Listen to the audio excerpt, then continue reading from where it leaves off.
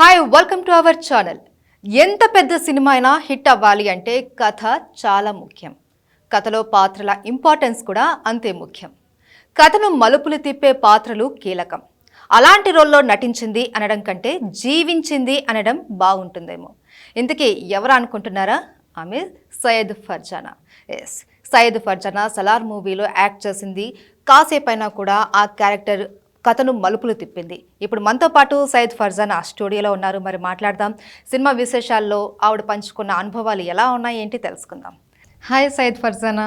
Hi, ఎలా ఉన్నావు? నేను బాగున్నా, మీరు ఎలా ఉన్నారు? చాలా బాగున్నాను. ఇంకా సురభి క్యారెక్టర్లోనే ఉన్నావా లేకపోతే బయట వచ్చావా? బయటకు వచ్చా ఇప్పుడు ప్రెసెంట్. బయటకు వచ్చినట్లు అనిపిస్తలేదు. ఎక్కడ చూసినా కూడా, ఏ ఛానల్స్లో చూసినా కూడా ఇంకా ఇంటర్వ్యూస్లో అలా అలా బిజీగా ఉన్నట్టే ఉన్నావు కదా. అలా ఏం లేదు. అలా ఏం లేదా? అలా వెళ్తూ ఉంది ప్రజెంట్ అయితే. ఓకే, అవును. ఇంత బ్యూటిఫుల్గా ఉన్నది ఈ అమ్మాయి. అసలు సలార్ మూవీలో డీ గ్లామరస్ రోల్ చేసావు కదా. నేను ఆ సినిమా చూసి ఫర్జానా ఇలా ఉందా అని ఫస్ట్ నేను చూసినప్పుడు ఈ అమ్మాయి ఆ అమ్మాయేనా అని అనిపించింది. నీకు ఎలా అనిపించింది స్క్రీన్ మీద అలా చూసుకున్నప్పుడు? స్క్రీన్ మీద చూసినప్పుడు క్యారెక్టర్ అంటే ఆ గెటప్ని చూడలేదు నేను.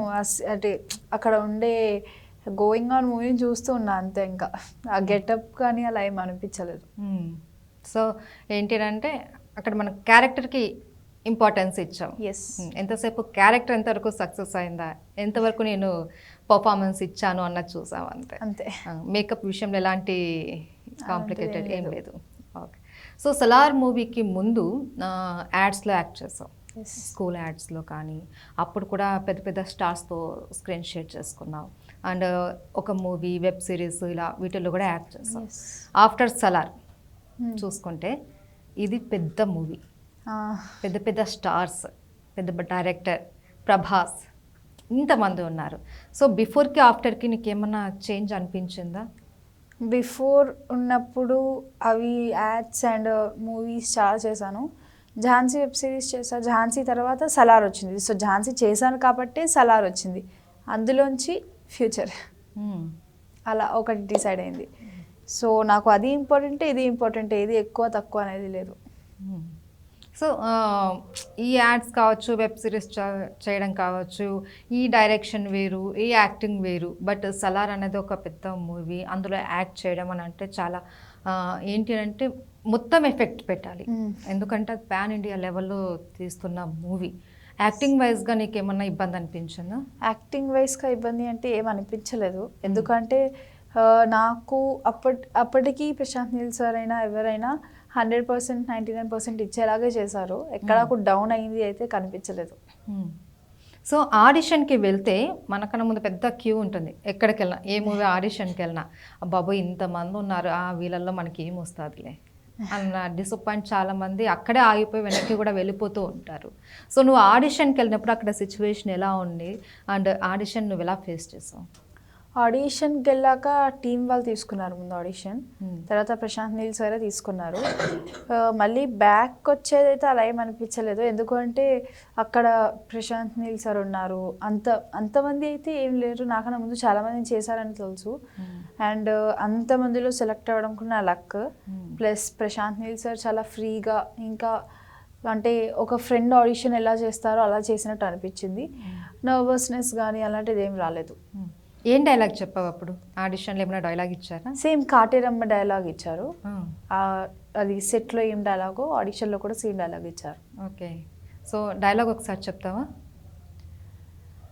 మనల్ని ఖాయమని కాటేరమ్మని బ్రతిమాలుకుంటున్నాను, దేవుళ్ళు ఎట్లన్నా రారన్నావు కదనే, అందుకే ఇటు తిరిగి మొక్కుతున్నా, రాక్షసుడన్నా వస్తాడేమో అని.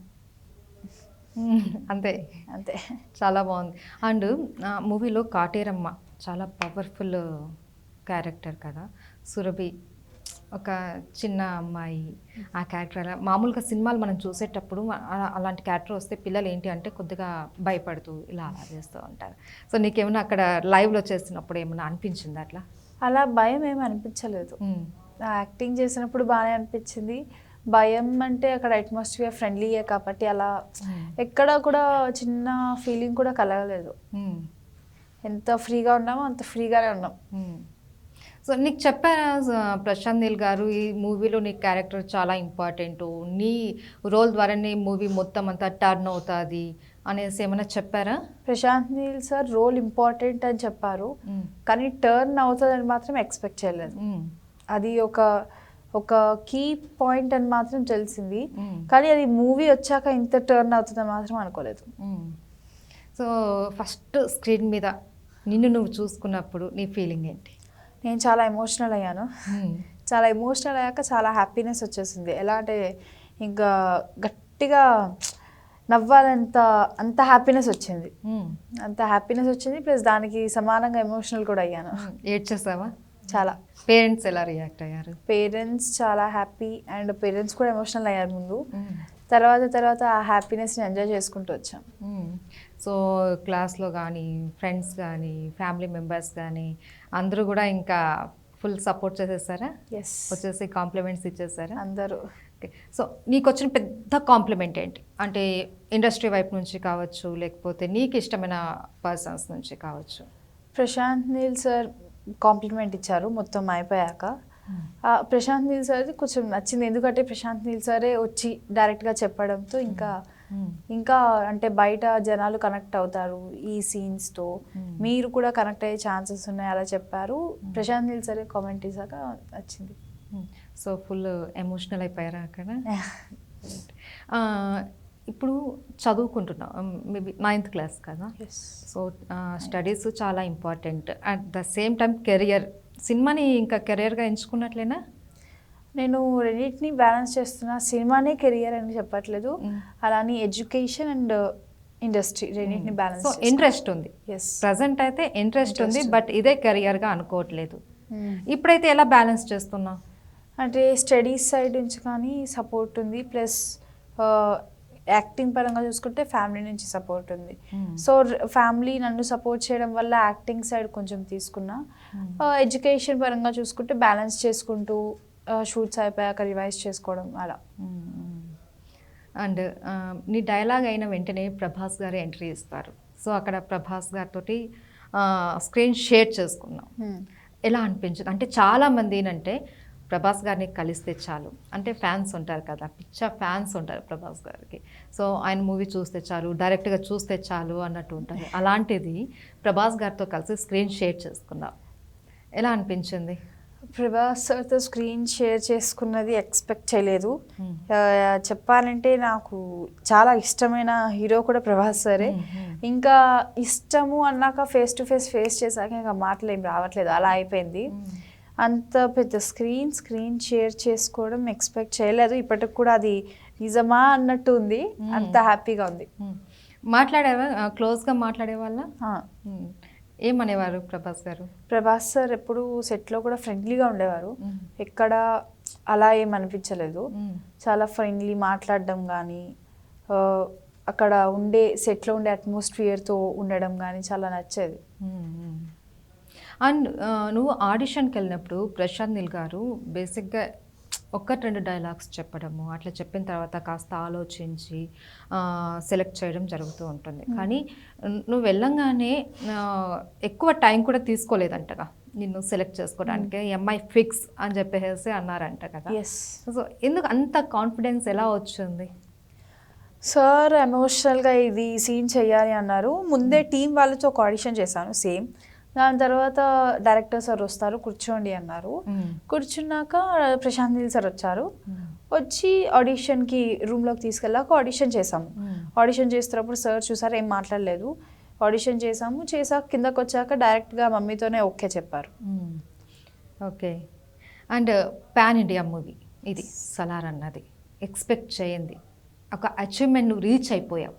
సో ఇది అనుకోని అచీవ్మెంట్ కదా నీకు, అసలు ఎప్పుడు కూడా ఎక్స్పెక్ట్ చేయలేదు ఒక పెద్ద మూవీలో యాక్ట్ చేయాలి అంటే. ప్రజెంట్ ఇప్పుడిప్పుడే వస్తున్న పిల్లలకు కావచ్చు, యాక్టర్స్కి, హీరోయిన్స్కి ఎవరికైనా సరే ఒక పెద్ద బ్యానర్లో యాక్ట్ చేయాలి, పెద్ద హీరోతో స్క్రీన్ షేర్ చేసుకోవాలి, ఇలా అనేవి ఉంటాయి. బట్ నీకు ఏక్ దమ్న pan India movie, Salaar movie, Prabhas and Prashanth Neel ఇలాంటి పెద్ద పెద్ద వాళ్ళతోటి ఒక పెద్ద అచీవ్మెంట్ని రీచ్ అయిపోయావు. నెక్స్ట్ ఫర్దర్గా నీ గోల్ ఏంటి? గోల్ అంటే నేను ప్రెజెంట్ ఇప్పుడు యాక్టింగ్ ఇంట్రెస్ట్ ఉంది. ఎడ్యుకేషన్ సైడ్ అయినా యాక్టింగ్ సైడ్ అయినా రెండింటిని బ్యాలెన్స్ చేద్దామని చూస్తున్నాను. గోల్ అనేది స్పెసిఫిక్గా ఎడ్యుకేషన్ సైడ్ ఉంది. అండ్ ఇండస్ట్రీ సైడ్ చూసుకుంటే మంచివి ఏమైనా వస్తే చేస్తాం. మరి స్టడీస్ కంప్లీట్ చేసాక ఏం చేయాలనుకుంటున్నాను? Job like archaeology or software. Okay, ఎవరైనా సరే నేను డాక్టర్ అవుతా లేకపోతే నేను ఇంజనీర్ అవుతా ఇలా చెప్తూ ఉంటారు, బట్ నువ్వు ఆర్కియాలజీ ఎందుకు అంత ఇంట్రెస్ట్? ఎందుకు అది ఆర్కియాలజీ ఎందుకు ఇంట్రెస్ట్ అంటే నాకు కొంచెం పురాతన వస్తువుల మీద చూడడం ఇష్టం. అలా చూడడం ఏమైనా కలెక్ట్ చేస్తావా ఇప్పటి వరకు? అట్లా ఏమైనా అలా ఏం లేదు, అంటే ఇష్టం ఉండేది చిన్నప్పటి నుంచి. దానికి ఆర్కియాలజీ అని వచ్చాక ఇంకా పెరిగింది. ఓకే, సో కాలేజ్ డేస్లో కూడా ఇంకా దాని మీదనే ఎక్కువ దృష్టి పెడతావా? ఓకే, డైరెక్టర్స్ యాక్టర్స్ అందరూ పెద్దవాళ్ళు, సో ఇంప్రెస్ చేసేస్తావు ప్రశాంత్ నీల్ గారిని, అయిపోయింది. ఇంకా అంతకు మించిన పెద్ద యాక్టర్స్ డైరెక్టర్స్ ఇంకా చాలామంది ఉన్నారు మన ఇండస్ట్రీలో. ఫర్దర్గా నేను పలానా హీరోతో స్క్రీన్ షేర్ చేసుకోవాలి, హీరోయిన్ పక్క నేను యాక్ట్ చేయాలి అని అనుకుంటే నీకు ఎవరితోటి స్క్రీన్ షేర్ చేసుకోవాలని? స్క్రీన్ షేర్ అంటే నాకు పవన్ కళ్యాణ్ సార్ ఫేవరెట్. ఇంతకుముందు ప్రభాస్ నాకు ఇష్టం అని చెప్పి ప్రభాస్ సార్ ఇష్టం, అండ్ పవన్ కళ్యాణ్ సార్ కూడా ఇష్టం నాకు. ఎందుకంటే నాకు చిన్నప్పటి నుంచి Prabhas sir and Pawan Kalyan sir అంటే ఇష్టం. అది నాకు కావచ్చు, ఇంట్లో ఎవరికైనా ఫ్యామిలీ సైడ్ కూడా పవన్ కళ్యాణ్ సార్ అయినా ప్రభాస్ సార్ అయినా ఎక్కువ లైక్ చేస్తాం. సో ఎక్కడైనా ఆడిషన్కి వెళ్తే ఫర్జానా ఒక డైలాగ్ చెప్పాలి అంటే పవన్ కళ్యాణ్ గారిది చెప్పమంటే ఏ చెప్తావు? పవన్ కళ్యాణ్ సార్ది చెప్పమంటే పవన్ కళ్యాణ్ సార్ది సగం మేనరిజంతోనే హిట్ అవ్వచ్చు. డైలాగ్స్ అంటే లైక్ ఓకే, మేనరిజంతో కలిసిన డైలాగ్ చెప్పు. మేనరిజంతో కలిసిన డైలాగ్ అంటే ప్రెసెంట్ మేనరిజం ఒకటే గుర్తుంది, డైలాగ్స్ అంతా గుర్తు రావట్లేదు. ఫేవరెట్ హీరో అన్నావు, మరి మూవీస్ తెలుసు కానీ డైలాగ్ అంతా రిమెంబర్ చేసుకోవడానికి. మేనరిజం ఓకే చెప్పు. డైలాగ్ ఆల్రెడీ చెప్పావు కదా, సో ఇంకా మేనరిజం ఎలా ఉంటుంది? ఒకటే మేనరిజం ఉంటుంది పవన్ కళ్యాణ్ అంతేనా? అదే ఫేమస్. ఇంకా పవన్ కళ్యాణ్ అంటే ఇంకా అదే గుర్తు వస్తూ ఉంటుంది అందరికి. కానీ డైలాగ్స్ కూడా చాలా ఉన్నాయి, బట్ ఇప్పుడు నీకు గుర్తు లేదనమాట. ఇంకా ట్రాన్స్లోనే ఉన్నావా, సలార్ దాంట్లోనే ఉన్నావా, షూటింగ్ స్పాట్లో ఉన్నట్లు అక్కడే నేను యాక్ట్ చేస్తున్నాను? షూటింగ్ స్పాట్ని యాక్ట్ చేయడం అంటే ఇప్పుడు మిస్ అవుతున్నాను దాన్ని. ఎందుకు అంటే అక్కడ ఉన్న మూమెంట్స్ కానీ మెమరీస్ కానీ చాలా మిస్ అవుతున్నా. అక్కడ ఉండే మూమెంట్స్ మెమరీస్ చాలా క్రియేట్ చేసుకున్నాం. సడన్గా అది ఓకే అక్కడే ఆగిపోయింది లాస్ట్ డేలో అంటే ఇంకా కొంచెం తీసుకోలేకపోయింది అనేసి ఫీల్ అవుతున్నావు. ఏంటి నీకు బెస్ట్ అండ్ స్వీట్ మెమొరీ అంటే? బెస్ట్ అండ్ స్వీట్ మెమరీ అంటే ప్రశాంత్ నీల్ సార్తో ఉన్న ప్రతిదీ బెస్ట్ అండ్ స్వీట్ మెమరీ. ఎందుకంటే ప్రశాంత్ నీల్ సార్ ఒక స్పెసిఫిక్ మెమరీ అనేది క్రియేట్ చేయలేదు, సార్తో ఉన్న 1 సెకండ్ కూడా చాలా మెమరబుల్ అయింది. అలా స్పెసిఫిక్ అనేది ఏం లేదు. ఓకే, నెక్స్ట్ ప్రాజెక్ట్స్ ఏమైనా ఉన్నాయా? నాకు అంత ఐడియా ఉండదు, ఎందుకంటే పేరెంట్స్ చూసుకుంటారు, అది మొత్తం పేరెంట్స్ హ్యాండ్ ఓవర్లో ఉంటుంది. సో అయితే మొత్తం పేరెంట్సే చూసుకుంటారన్నావు, మరి ఆడిషన్కి వెళ్ళినప్పుడు పేరెంట్స్ వచ్చారా నీతో పాటు? ఓకే, సో నీ మూవీ స్టెప్ అన్ని ప్రతి ఒక్కటి కూడా మీ పేరెంట్సే చూసుకుంటారు. ఓకే, అంటే ఇప్పుడు పలానా మూవీలో నీకు మళ్ళీ నెక్స్ట్ ఛాన్స్ ఉంది ఇలా షేర్ చేసుకుంటారా పేరెంట్స్ నీతోటి, లేకపోతే ఇలా వచ్చింది అవకాశం నువ్వు చెయ్యాలి అని చెప్పి ఏమైనా చెప్తూ ఉంటారా? నాకు అలా చెయ్యాలి అని కన్ఫర్మ్గా లేదు, నాకు ఇష్టం ఉంది కాబట్టి నేను ఎంకరేజ్ చేస్తాను. సో ఇష్టం ఉంది కాబట్టి ఏది చెప్పినా ఓకే అంటాను, అంతే. బేసిక్గా అయితే చాలామంది ఎందుకు మనకు సినిమాలు, చదువుకో, చిన్న ఏజ్ కదా, ఇప్పుడు ఎందుకు, ఒకవేళ ఉంటే తర్వాత చూసుకుందాం అలా చెప్తూ ఉంటారు, డిస్కస్ చేస్తూ ఉంటారు. బట్ నీకు అలా లేదు కదా, మీ పేరెంట్స్ ఫుల్ సపోర్ట్ చేస్తారు. Full support. So happy. Okay right. ఇంకా నెక్స్ట్ ప్రాజెక్ట్స్ వస్తే చేయడానికి కూడా ఫర్జానా సైద్ రెడీగా ఉందన్నమాట. Okay right. ఇంకేంటి విశేషాలు? ఇంకా సలార్ మూవీ అయిపోయింది, సో స్క్రీన్ మీద చూసుకుంటే ఎమోషనల్ అయిపోయాను అనేసి అన్నావు. ఇవి కాకుండా ఇంకేమైనా షేర్ చేసుకునేటివి ఏమైనా ఉన్నాయా స్పెసిఫిక్గా? నాకు ఇలాంటి ఒక సందర్భాన్ని నేను అందరితోనూ షేర్ చేసుకోవాలి అన్నది ఏమైనా ఉందా? నేను ఒక హాఫ్ స్క్రీన్ మొత్తం షేర్ చేసుకున్నాను ప్రతి ఒక్క పెద్ద డైరెక్టర్తో కానీ, సార్ ప్రభాస్ సార్తో కానీ. అంత పెద్ద స్క్రీన్ షేర్ చేసుకున్నాక ఇంకా మెమరబుల్స్ అనేవి అక్కడ చాలా ఉన్నాయి. ఇంకా సార్ నన్ను పిలవడం అంటే ఎక్కువ స్వీట్గా పిలవడం కానీ, అక్కడ టీం నన్ను ట్రీట్ చేసిన మేనరిజం అని చాలా నచ్చేది. ఎవరు కూడా పేరు పెట్టి కూడా పిలిచేవారు కాదు, కుట్టి కుట్టి కుట్టి అని పిలిచేవారు. ఎందుకంటే అప్పుడు సెట్లు అందరికన్నా చిన్నదాన్ని కాబట్టి అక్కడ కుట్టి కుట్టి అనేది ఎక్కువ ఉంటుంది. ఆ వర్డ్కి కొంచెం మిస్ అవుతున్నాను ఇప్పుడు. ఓకే, ఎన్ని రోజులు చేసావు ఫర్జానా మొత్తం ఈ మూవీలో? నీ డేస్ ఎన్ని రోజులు ఉండింది, ఎన్ని రోజులు పార్టిసిపేట్ చేస్తావు? 30 days పార్టిసిపేట్ అంటే 7 schedules 30 days అయింది, కానీ 30 days 1 year తీసుకుంది. Okay, right. ఫర్దర్గా నీ ఫ్యూచర్ చాలా బాగుండాలి, స్టడీస్ వైజ్ కావచ్చు, లేకపోతే నీకు ఇంట్రెస్ట్ ఉన్న ఈ మూవీ సైడ్ కావచ్చు, లేకపోతే నీ ఆర్కియాలజీ వైపు కావచ్చు, నీ గోల్ నువ్వు రీచ్ అవ్వాలని కోరుకుంటున్నాం. Thank you so much. Thank you. ఇది వాటి special chit chat with Farzana Syed. Keep watching our channel. నమస్తే.